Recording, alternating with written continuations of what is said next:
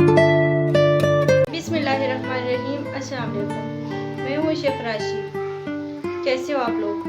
तो आज हम बना रहे कढ़ाई गोश्त। तो ये देखें माशाल्लाह से हमारी कढ़ाई गोश्त कितनी ज़बरदस्त बनी हुई है, कितने मज़े की लग रही है, बहुत ज़बरदस्त खुशबू आ रही है। तो रेसिपी की तरफ जाने से पहले आप लोगों से रिक्वेस्ट है कि हमारी वीडियो को लाइक करें और हमारे चैनल को सब्सक्राइब करें और बेल आइकन को प्रेस भी करें और हमें प्यारे प्यारे से कमेंट्स करें।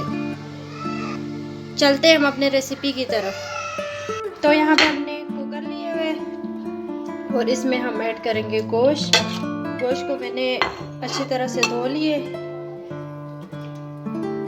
इस तरह से कट किया है।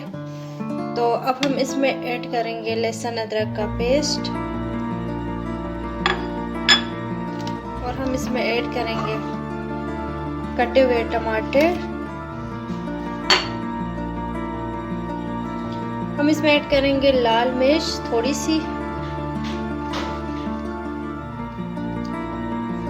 दानादार मिर्च थोड़ी सी, बहुत ज़्यादा मिर्च हम इसमें ऐड नहीं करेंगे। और अब हम इसमें नमक ऐड करके, पानी ऐड करके अपने हिसाब से कुकर को बंद कर लेंगे। तकरीबन 10 से 15 मिनट गोश्त गल जाए हमारा। तो जो है हमारे गोश्त को गलते हुए तकरीबन 15 मिनट हो गए थे। मैंने इसको कढ़ाई में शिफ्ट कर लिए और इसमें हमारी गोश्त की जो यखनी है वो है इसी तरह। तो अब हम इसको मज़ीद पानी को सुखाएंगे। थोड़ा सा हमारा गोश्त सख्त है तो इसको भूनते भूनते अच्छी तरह से गल जाएगा। तो ढक्कन लगा के पानी हमारा थोड़ा खुश्क हो जाए तब तक हमने इसको पकाना है।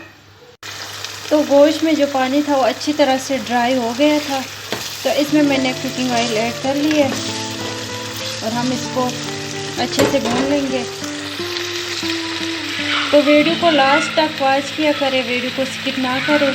इस तरह से रेसिपी की भी आप लोगों को अच्छी तरह से समझ आ जाएगी।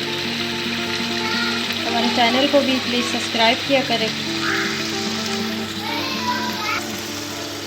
अब हम इसमें ऐड कर रहे हैं गरम मसाला 1 टीस्पून, काली मिर्चें 1 टीस्पून, सूखी धनिया का पाउडर 1 टीस्पून और ज़ीरा 1 टीस्पून। ये सारे हम इसमें ऐड कर लेंगे और हम इसको अच्छी तरह से मिक्स कर लेंगे। जब मैंने कुकर बंद किया था तो मैंने उसमें हल्दी भी ऐड कर ली थी 1/2 टीस्पून और जो है मैंने साबुत गरम मसाला भी इसमें ऐड करके फिर बंद कर लिया था। तो अब हम इसको अच्छी तरह से भून लेंगे। इस तरह से अच्छी तरह से हम इसको भून लेंगे। बहुत मज़े की हमारी कढ़ाई गोश्त बनने वाली है, बहुत इजी और बहुत मज़े के बनने वाली है। तो अब हम इसमें ऐड करेंगे दही। दही को मैंने अच्छी तरह से फेंट लिया है और अब हम इसको अच्छी तरह से मिक्स करेंगे और हम इसको तकरीबन 10 मिनट तक अच्छी तरह से भून देंगे।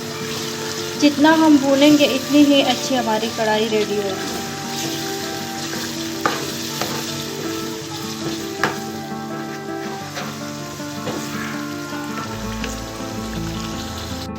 तो माशाल्लाह से हमारी कढ़ाई एकदम रेडी है।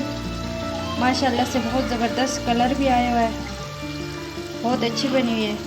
अब हम इस पे हरा धनिया ऐड करते हैं। अब हम हरा धनिया बारीक कटा हुआ इसमें ऐड कर लेंगे